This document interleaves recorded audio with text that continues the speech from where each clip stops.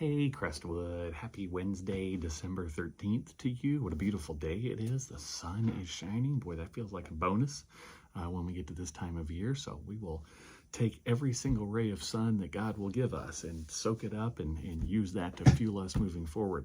Hope it's helping you today to make it through this day with whatever challenges this day faces, and I hope you're also enjoying the potential that this day offers you. It's an honor for me to be with you and bring you this devotional for this Wednesday, December 13th.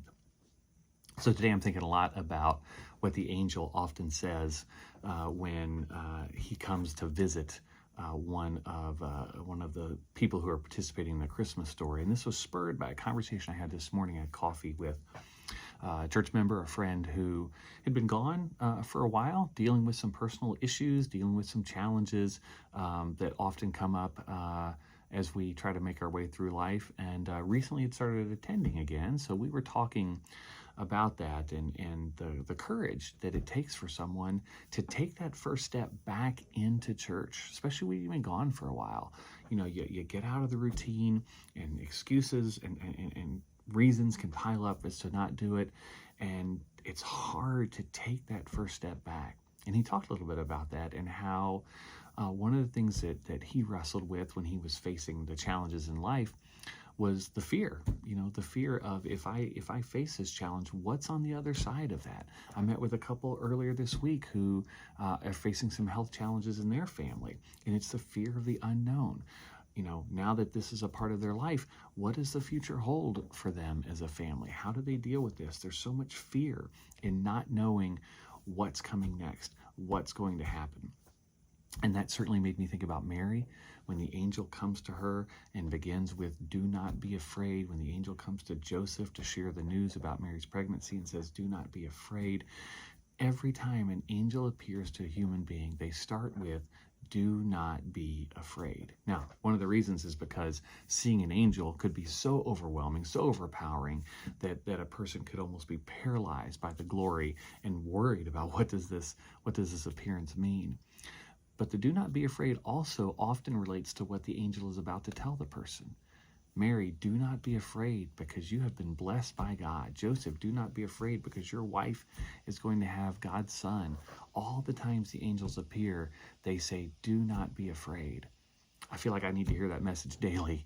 As I read the news, as I look at the challenges we face, there's so much that could be driven by fear. There's so much that could make me paralyzed and not want to act. There's so much that keeps me from wanting to take that next step of faith towards whatever it is God is calling me to do. And so I need that refrain just repeated over and over in my mind. Do not be afraid. Do not be afraid. Do not be afraid. I wonder today for you what it is that you're afraid of. It may be something spoken. It may be something subconscious that's keeping you from taking that next step into whatever that unknown is. Maybe for you, it's a step back to church for the first time. Maybe it's a step into a leadership or a servant position. Maybe it's a step away from something that's harmful to you. What is it that you're afraid of today? I want you to lean into God's promises that God will always be with us, that God is working through every situation to bring about good, that God loves us and will never abandon us. Lean into those promises, because when you do that, your fears don't go away, but your faith grows and takes precedent. Your faith overcomes the fear. When Peter stepped out of the boat to walk on water at Jesus' command, he was doing it until he looked down and saw the waves and realized that there was something to be afraid of, and then he started to sink. If we keep our eyes on Jesus, we can do things like walk on water. We can do things like walk across whatever challenges are in front of us. But we have to keep our eyes on Jesus. We have to remember the angel's refrain of "do not be afraid." Crestwood, my prayer for you, whatever you're facing, whatever is causing you fear today, that you recognize that your God is bigger than anything that this life throws at you. Doesn't mean everything's going to turn out just the way you want. Doesn't mean everything's going to be fine.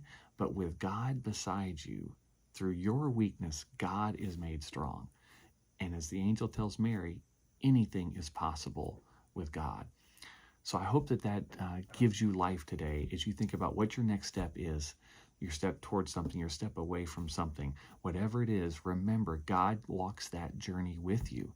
And because of that, you have nothing to be afraid of. God bless you, Crestwood.